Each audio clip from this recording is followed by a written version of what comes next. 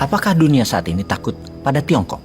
Maka jawabannya adalah iya. Tiongkok berani melanggar banyak hal yang polisi dunia atur dan melarang. Polisi dunia atau negara superpower pemegang world order, Amerika, begitu Tiongkok melakukannya, hanya bisa diam. Apalagi negara seperti Wakanda yang dikelola sangat pragmatis, populis, dan benefit untuk sebagian manusia. Kebijakan yang dijalankannya, yang milih manut Tiongkok. National interest Wakanda bukan untuk negaranya sendiri kesannya, bukan untuk rakyat sepertinya, namun untuk kepentingan sebagian. Wes, rausah diteruske, nanti dibilang nyinyirin Wakanda, padahal ya memang iya. Mau bukti? Tiongkok itu ditakuti dunia, apalagi di Wakanda. Tiongkok menjalankan sebuah operasi, tentunya operasi militer karena kebijakannya dijalankan di luar Tiongkok. Namanya Operation Dragon Net. Alasan Tiongkok adalah mereka membangun jaringan kepolisian di negara lain adalah untuk mengejar para pelaku kejahatan atau criminal law. Polisi Tiongkok mengejar pelaku kejahatan ini di negara lain. Datang ke tempat tinggal mereka di negara manapun, kemudian mengancam, menekan mereka, menyiksa mereka, bawa mereka ke pesawat segera untuk dibawa pulang ke Tiongkok.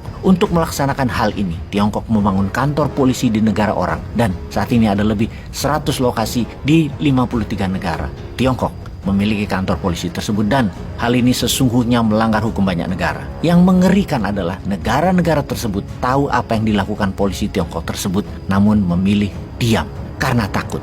Atau negara tersebut melihat dari sisi yang lain, memang melanggar hukum antar negara, mengancam orang, menyiksa orang. Namun karena hal itu dianggap warga Tiongkok, ya banyak negara mendiamkan saja. Namun sesungguhnya hukum suatu negara berlaku di wilayahnya, mau itu warganya sendiri atau warga asing. Tapi karena melihat benefit, yaitu takut investasi Tiongkok berkurang, maka memilih harga diri negaranya dijual saja. Karena itu kita bisa pastikan bahwa kalimat dunia takut dengan Tiongkok adalah benar. Polisi itu dikategorikan penjaga keamanan nasional Tiongkok, dan apa yang mereka lakukan di negara orang tadi, mereka menjadi polisi atas warga Tiongkok di negara-negara tersebut. Ketika mereka melakukan pengejaran terhadap para tersangka, polisi Tiongkok tersebut melakukan hal yang biasa mereka lakukan di negaranya, mengikuti target, kemudian menginterogasi, menekan, menyiksa, dan dibawa pulang ke Tiongkok dengan tekanan untuk dikriminalisasi. Memang tidak ada satupun yang dibunuh atau diasasin, namun banyak yang telah kembali ke Tiongkok. Mereka hilang, tak berbekas. Tidak ada yang tahu nasib mereka. Polisi penjaga keamanan Tiongkok di luar negeri juga mengawasi warga Tiongkok yang di luar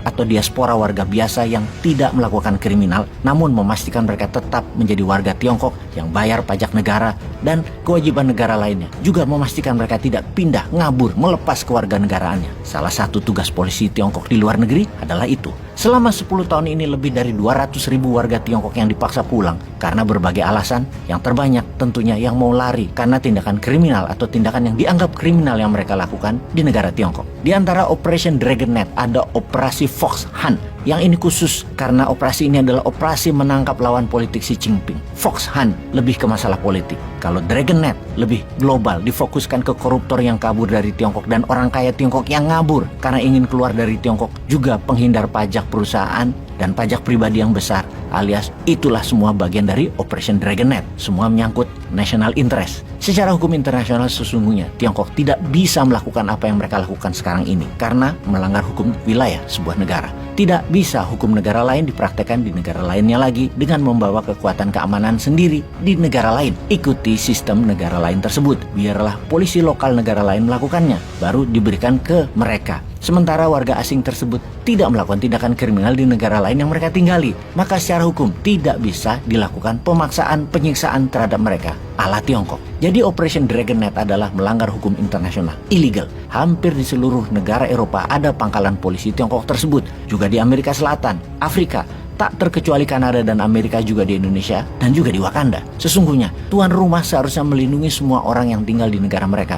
Jangan sampai hukum tidak berlaku bagi warga asing. Yang parah di Wakanda, jangankan asing, warga negara sendiri dirampok kedaulatannya oleh hukum. Jadi urusan ada polisi negara lain, ya bodo amat lah. Mau itu warga negara asing yang cari perlindungan politik karena beda pandangan politik, dari komunis ke demokrasi, gak urusan.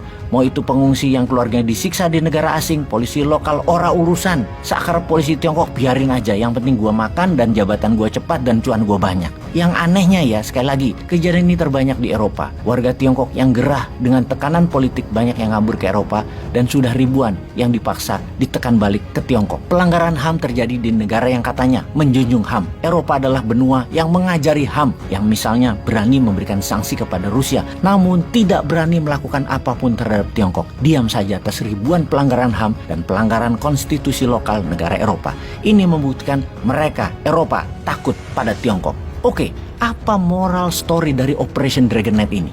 Indonesia kan negara besar, ada baiknya buat juga Operation Eagle Nest atau operasi sangkar elang untuk bawa balik koruptor-koruptor dan bawa balik uang hasil korupsi di negara lain dan tangkap mereka yang tinggal di luar negeri namun kerja menyedot duit Indonesia namun hasilnya dibawa keluar. Ini kalau benar-benar Indonesia punya nyali terhadap koruptor, walaupun koruptor tadi jadi pendukung dalam pilkada, pilpres dan pileg dan punya nyali untuk berhadapan dengan negara lain, kita tiru Tiongkok, tangkepin para penjahat yang di luar Indonesia itu. Sesekali tiru Tiongkok dong, jangan ikuti maunya Tiongkok terus. Kenapa sih susah bener action buat negara sendiri?